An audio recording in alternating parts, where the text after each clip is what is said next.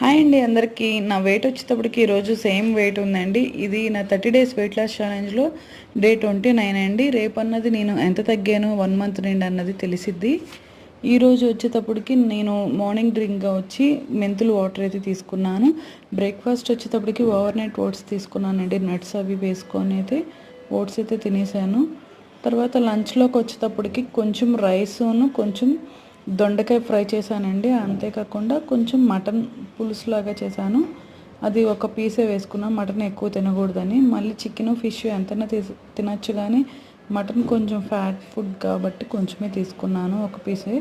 తర్వాత ఈవినింగ్ స్నాక్గా వచ్చి పపాయ తీసుకున్నానండి. ఒక చిన్న కప్పుతో తీసుకున్నాను పపాయ. అండ్ నైట్ డిన్నర్లోకి వచ్చేటప్పటికి 2 ఫిష్ అన్నది తీసేసుకున్న పీసెస్ అన్నది ఆనియన్తో.